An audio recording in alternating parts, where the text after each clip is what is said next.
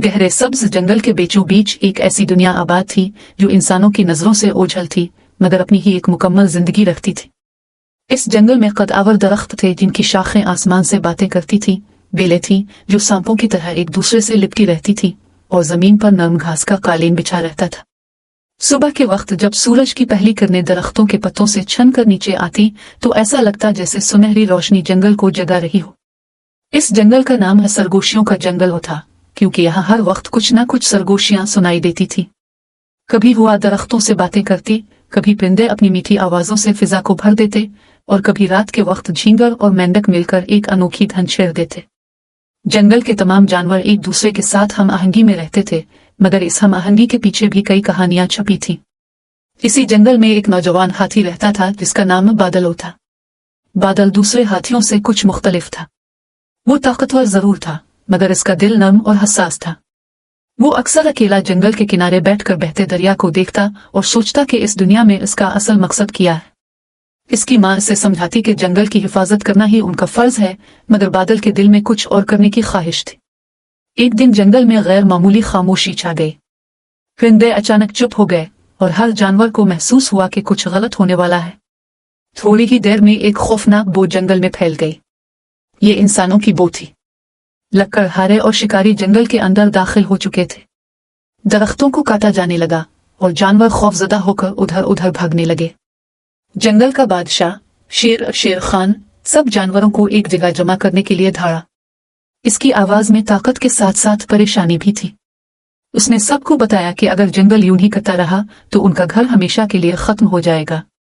सब जानवर खामोशी से इसकी बात सुनते रहे, मगर किसी के पास कोई हल नहीं था। इसी लम्हे बादल आगे बढ़ा। इसकी आंखों में अज़्म की चमक थी। इसने कहा, हमें लड़ाई नहीं, अक्ल से काम लेना होगा।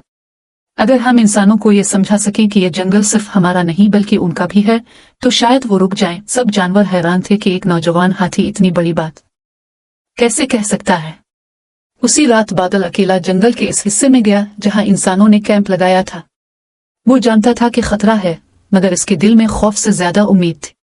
जब वो कैंप के करीब पहुंचा तो उसने देखा कि एक छोटा सा लड़का आग के पास बैठा रो रहा है। बादल आहिस्ता आहिस्ता इसके करीब गया। लड़के ने हाथी को देखा तो डर के मारे खड़ा हो गया, मगर बादल ने कोई नुकसान न पहुंचाया। बादल की आंखों में अजीब सी शफकत थी। लड़के ने अपने आंसू पोंछते हुए बताया कि इसका बाप लकड़हारा है और वो गुर्बत की वजह से जंगल काटने पर मजबूर है। लड़का खुद भी इस जंगल को पसंद करता था, मगर हालात ने इसे बेबस कर दिया था। बादल को पहली बार समझ आया कि हर इंसान दुश्मन नहीं होता। अगली सुबह बादल ने जंगल के तमाम जानवरों को ये बात बताई। फिर एक हैरत अंगेज वाकया पेश आया। बादल इंसानों के कैंप के सामने आकर खड़ा हो गया और उसके पीछे शेर, हिरन, बंदर, परिंदे सब मौजूद थे। ये मंजर इतना शानदार और खौफनाक था कि लकड़हारे अपने औजार छोड़कर रुक गए। बादल ने अपनी ताकत इस्तेमाल नहीं की, बल्कि सिर्फ मौजूदगी से ये पैगाम दिया कि जंगल जिंदा है। लड़का अपने बाप के पास गया और उसने बादल के साथ होने वाली मुलाकात के बारे में बताया। इसकी बातों ने कई दिलों को नरम कर दिया।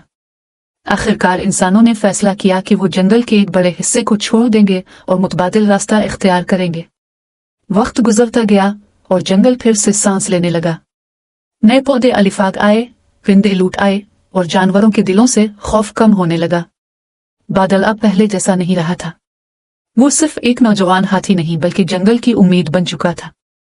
शेर खान ने भी इसे इज्जत की निगाह से देखा और कहा, असल ताकत दानाई में होती है और ये तुमने साबित कर दिया है।